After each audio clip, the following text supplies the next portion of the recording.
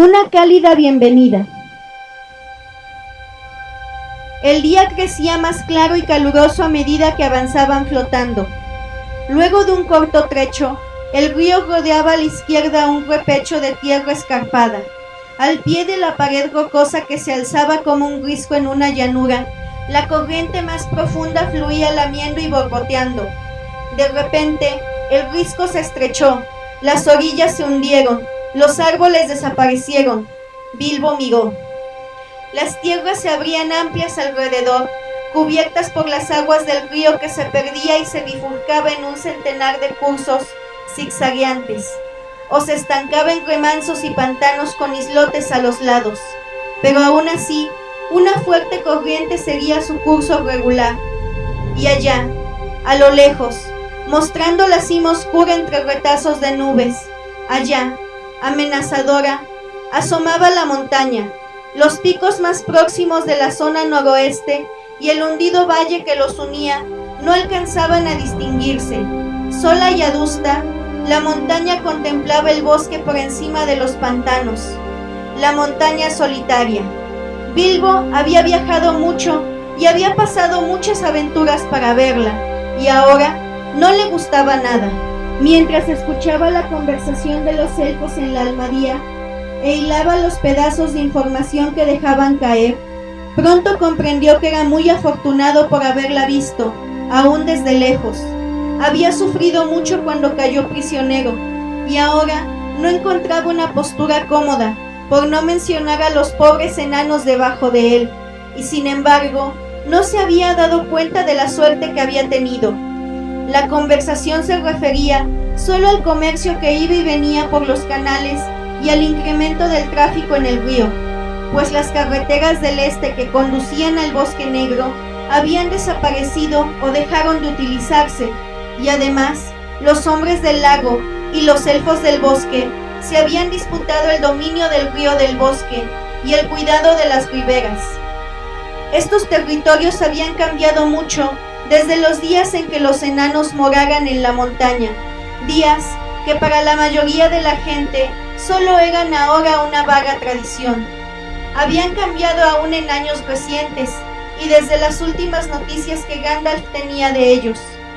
Inundaciones y lluvias habían aumentado el caudal de las aguas en el este, y había habido 1 o 2 terremotos, que algunos se inclinaron a atribuir al dragón, mientras señalaban la montaña con una maldición y un ominoso movimiento de cabeza. Los pantanos y ciénagas se habían extendido más y más a ambos lados. Los senderos habían desaparecido, y los jinetes o caminantes hubieran tenido un destino similar si hubiesen intentado encontrar los viejos caminos. El sendero elfo que cruzaba el bosque y que los enanos habían tomado siguiendo el consejo de Beorn, ahora llegaba a un dudoso e insólito final en el borde oriental del bosque. Solo el río era aún un trayecto seguro desde el linde del norte del Bosque Negro hasta las lejanas planicies sombreadas por la montaña, y el río estaba vigilado por el rey de los elfos del bosque. Así que, como veis, Bilbo había tomado al final el único camino que era en realidad bueno.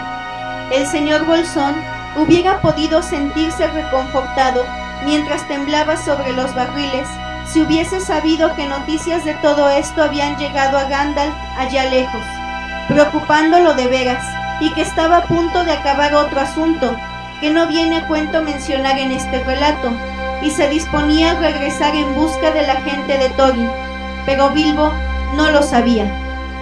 Todo cuanto sabía era que el río parecía seguir y seguir y seguir, y que él tenía hambre y un horroroso resfriado de nariz, y que no le gustaba cómo la montaña parecía fruncir el ceño y amenazarlo a medida que se acercaban.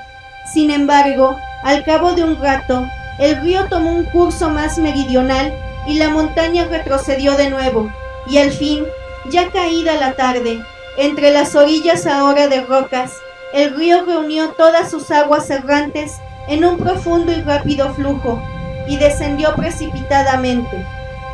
El sol ya se había puesto cuando, luego de un recodo y de bajar otra vez hacia el este, el río del bosque se precipitó en un lago largo, Las puertas del río se alzaban como altos acantilados a un lado y al otro, con guijarros apilados en las orillas. ¡El lago largo!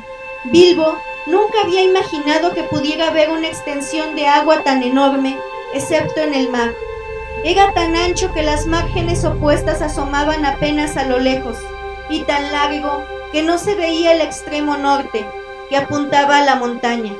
Solo por el mapa supo Bilbo que allá arriba, donde las estrellas del carro ya titilaban, el río rápido descendía desde el valle desembocando en el lago, y junto con el río del bosque colmaba con aguas profundas lo que una vez tenía que haber sido un valle de piedra grande y hondo. En el extremo meridional, las dobles aguas se vertían de nuevo a las cascadas y corrían deprisa hacia las tierras desconocidas. En el aire tranquilo del anochecer, el ruido de las cascadas resonaba como un bramido distante. No lejos de la boca del río del bosque, se alzaba la extraña ciudad de la que hablaran los elfos en las bodegas del rey. No estaba emplazada en la orilla, aunque había allí unas cuantas cabañas y construcciones, sino sobre la superficie misma del lago, en una apacible bahía protegida de los remolinos del río por un promontorio de roca. Un gran puente de madera se extendía hasta unos enormes troncos que sostenían una bulliciosa ciudad también de madera. No era una ciudad de elfos, sino de hombres, que aún se atrevían a vivir a la sombra de la distante montaña del dragón. Sacaban algún provecho del tráfico que venía desde el sur, río arriba, y que en el trayecto de las cascadas era transportado por tierra hasta la ciudad. Pero en los grandes días de antaño, cuando el Valle Norte era rico y próspero, ellos habían sido poderosos hombres de fortuna. Vastas flotas de barcos habían poblado aquellas aguas, y algunos llevaban oro, y otros guerreros con armaduras, y allí se habían conocido guerras y hazañas que ahora eran solo una leyenda. A lo largo de las orillas, podían verse aún los pilotes carcomidos de una ciudad más grande, cuando bajaban las aguas durante las sequías. Pero los hombres pocos recordaban de todo aquello, aunque algunos todavía cantaban viejas canciones sobre los reyes enanos de la montaña, Throg y Thrain de la raza de Durin, y sobre la llegada del dragón y la caída de los señores de valle. Algunos cantaban también que Throg y Thrain volverían un día, y que el oro correría en ríos por las compuertas de la montaña, y que en todo aquel país se oirían canciones nuevas y risas nuevas, pero esta agradable leyenda no afectaba mucho los asuntos cotidianos de los hombres. Tan pronto como la almadía de barriles apareció a la vista, unos botes salieron remando desde los pilotes de la ciudad, y unas voces saludaron a los timoneles. Los elfos arrojaron cuerdas y retiraron los remos, y pronto la balsa fue arrastrada fuera de la corriente del río del bosque, y luego remolcada bajo el alto repecho rocoso hasta la pequeña bahía de la ciudad del lago. Allí la amarraron no lejos de la cabecera del puente. Pronto vendrían hombres del sur y se llevarían algunos de los barriles, y otros los cargarían con mercancías que habían traído consigo para devolverlas río arriba a la morada de los elfos del bosque. Mientras tanto, los barriles quedaron en el agua, y los elfos de la almadía y los barqueros fueron a celebrarlo en la ciudad del lago. Se hubieran sorprendido si hubiesen visto lo que ocurrió allá abajo en la orilla, después de que se fueran. Ya caída la noche, Bilbo soltó ante todo un barril y lo empujó hasta la orilla, donde lo abrió. Se oyeron unos quejidos, y un enano de aspecto lastimoso salió arrastrándose. Unas pajas húmedas se le habían enredado en la barba enmarañada. Estaba tan dolorido y entumecido, con tantas magulladuras y cardenales, que apenas pudo sostenerse en pie y atravesar a tumbos el agua poco profunda, y siguió lamentándose tendido en la orilla. Tenía una mirada famélica y salvaje, como la de un perro encadenado y olvidado en la perrera toda una semana. Era Thorin, aunque solo podríais reconocerlo por la cadena de oro y por el color del capuchón celeste, ahora sucio y andrajoso, con la borla de plata deslustrada. Tuvo que pasar algún tiempo antes de que volviese a ser amable con el hobbit. «Bien, ¿estás vivo o muerto?», preguntó Bilbo un tanto malhumorado. Quizá había olvidado que él por lo menos había tenido una buena comida más que los enanos, y también los brazos y piernas libres, y no hablemos de la mayor ración de aire. ¿Estás todavía preso o libre? Si quieres comida, y si quieres continuar con esta estúpida aventura, es tuya al fin y al cabo, y no mía. Mejor será que sacudas los brazos, te frotes las piernas e intentes ayudarme a sacar a los demás, mientras sea posible». Por supuesto, Thorin entendió la sensatez de estas palabras, y luego de unos cuantos quejidos más, se incorporó y ayudó al hobbit lo mejor que pudo. En la oscuridad, chapoteando en el agua fría, tuvieron una difícil y muy desagradable tarea, tratando de dar con los barriles de los enanos. Dando golpes fuera y llamándolos, solo descubrieron a unos 6 enanos capaces de contestar. A estos los desembalaron y ayudaron a alcanzar la orilla, y allí los dejaron, sentados o tumbados, quejándose y gruñendo. Estaban tan doloridos, entumecidos y empapados, que apenas si alcanzaban a darse cuenta de que los habían liberado o de que había razones para que se mostraran agradecidos. Dwalin y Balin eran 2 de los más desafortunados, y no valía la pena pedirles ayuda. Bifur y Bofur estaban menos magullados y más secos, pero permanecían tumbados y no hacían nada. Fili y Kili, sin embargo, que eran jóvenes para un enano, y que además habían sido mejor embalados, con paja abundante y en toneles más pequeños, emergieron casi sonrientes, con alguna que otra magulladura y un entumecimiento que pronto les desapareció. «Espero no oler nunca más una manzana», dijo Fili. «Mi cuba estaba toda impregnada de ese aroma. No oler ninguna otra cosa que manzanas cuando apenas puedes moverte y estás helado y enfermo de hambre es enloquecedor. Me comería hoy cualquier cosa de todo el ancho del mundo durante horas y horas, pero nunca una manzana». Con la voluntariosa ayuda de Fili y Kili, Thorin y Bilbo descubrieron al fin al resto de la compañía y lo sacaron de los barriles. El pobre gordo Bombur parecía dormido o inconsciente. Dori, Nori, Ori, Oin y Gloin habían tragado mucha agua y estaban medio muertos.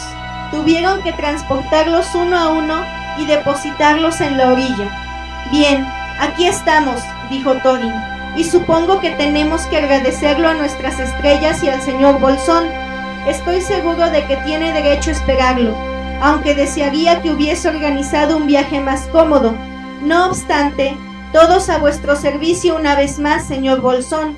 Sin duda alguna, nos sentiremos debidamente agradecidos cuando hayamos comido y nos recuperemos. ¿Qué hacemos mientras tanto?» «Yo propondría la ciudad del lago», dijo Bilbo. «¿Qué otra cosa se puede hacer?» Nadie, desde luego, pudo proponer algo distinto, así que dejando a los otros, Thorin y Fili y Kili y el hobbit, siguieron la orilla hasta el puente. A la cabecera había guardias, aunque la vigilancia no parecía muy estricta, y no era realmente necesaria desde hacía mucho tiempo, excepto por ocasionales riñas a causa de los peajes del río. Eran amigos de los elfos del bosque. Otros pueblos estaban muy lejos, y algunos de los más jóvenes de la ciudad ponían abiertamente en duda la existencia de cualquier dragón en la montaña, y se burlaban de los barbigrises y vejetes que decían haberlo visto volar por el cielo en sus años mozos. Por todo esto, no es de extrañar que los guardias estuviesen bebiendo y riendo junto al fuego dentro de la cabaña, y no oyesen el ruido de los enanos que eran desembalados o de los pasos de los 4 exploradores. El asombro de los guardias fue enorme cuando Thorin, escudo de roble, cruzó la puerta. «¿Quién eres y qué quieres?», gritaron poniéndose en pie de un salto y buscando a tientas las armas. «Thorin, hijo de Thrain, hijo de Thror, rey bajo la montaña», dijo el enano con voz recia, y realmente parecía un rey, aun con aquellas rasgadas vestiduras y el mugriento capuchón. El oro le brillaba en el cuello y en la cintura. Tenía ojos oscuros y profundos. He regresado. Deseo ver al gobernador de la ciudad. Hubo entonces un tremendo alboroto.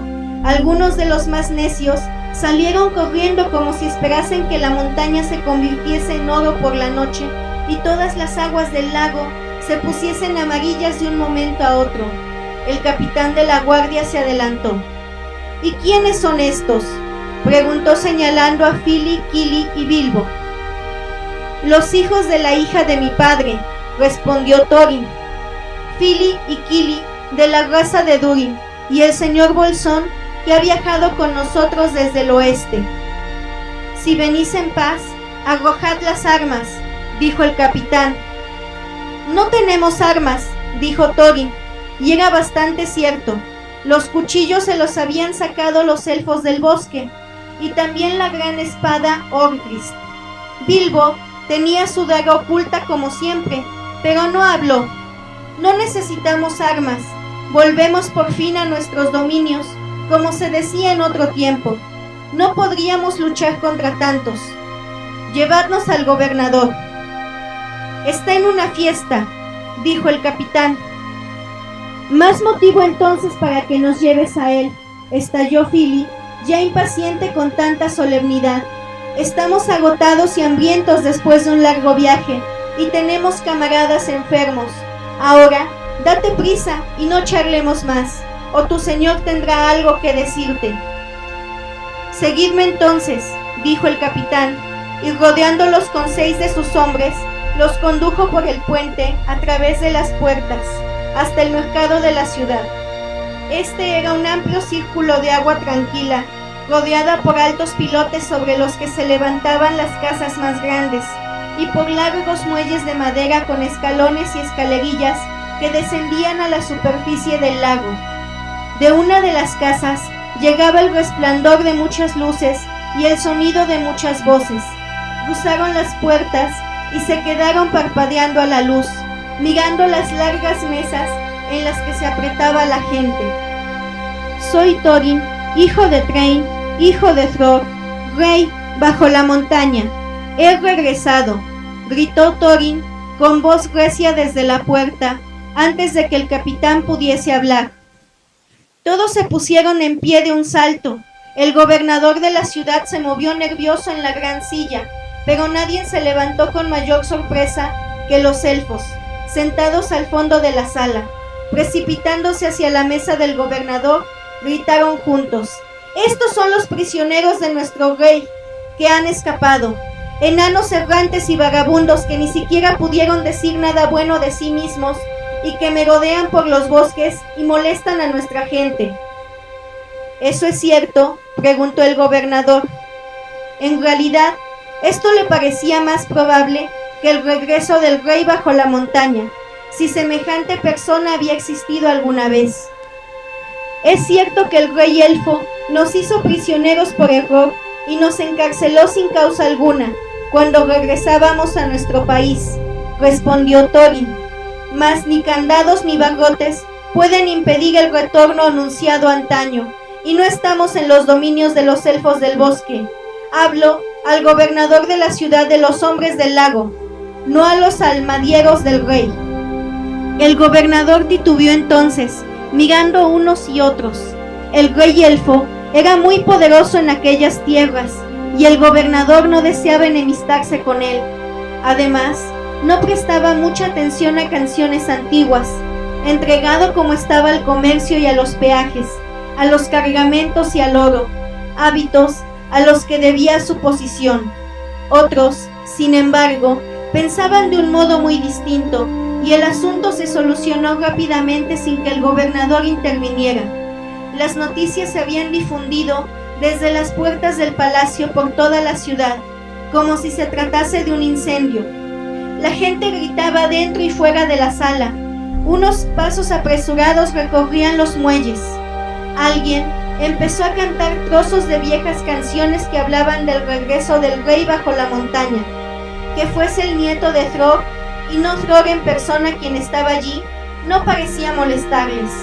Otros entonaron la canción que rodó alta y fuerte sobre el lago.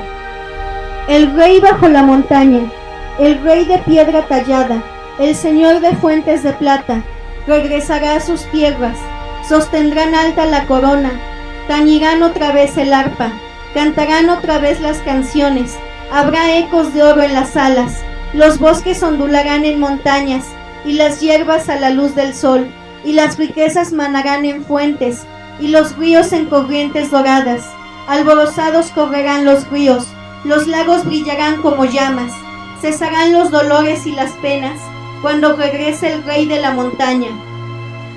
Así cantaban, o algo parecido, aunque la canción era mucho más larga, y fue acompañada con gritos y música de arpas y violines, y en verdad, ni el más viejo de los abuelos recordaba semejante algarabía en la ciudad del lago.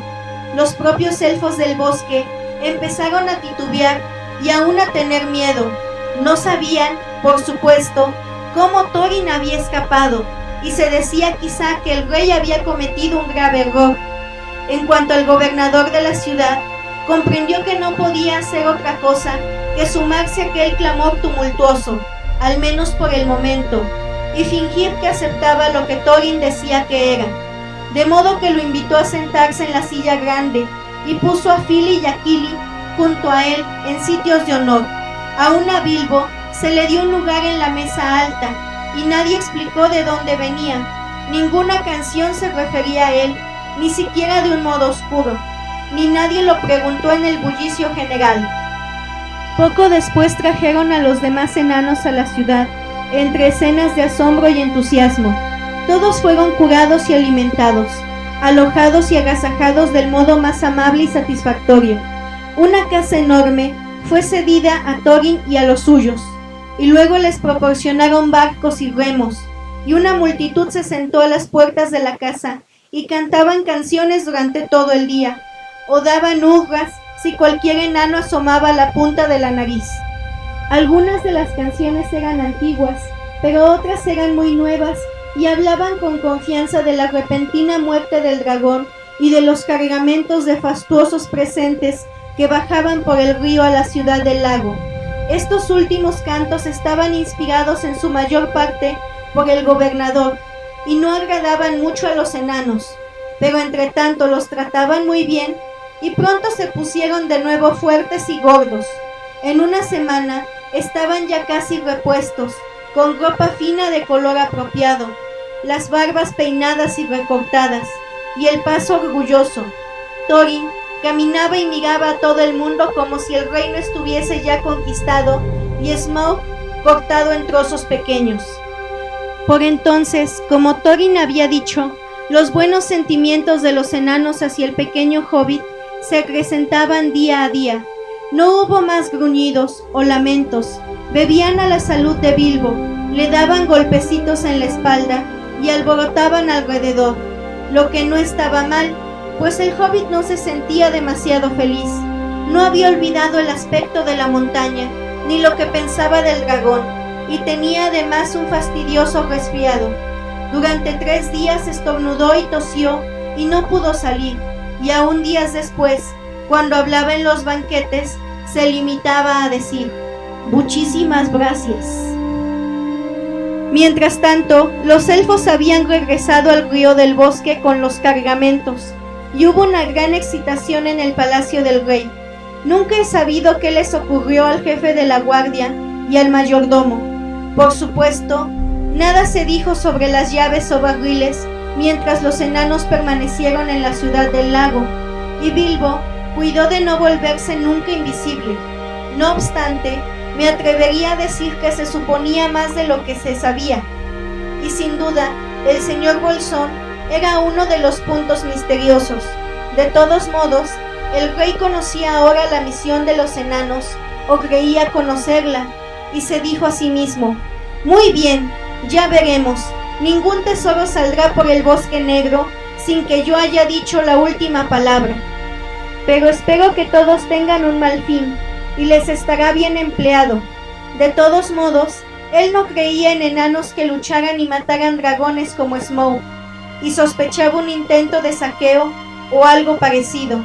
lo que demuestra que era un elfo sabio y más sabio que los hombres de la ciudad, aunque no acertaba del todo, como veremos más adelante. Envió espías a las orillas del lago y a la montaña, lejos hacia el norte, hasta donde pudieran llegar, y aguardó. A los 15 días, Thorin empezó a pensar en la partida.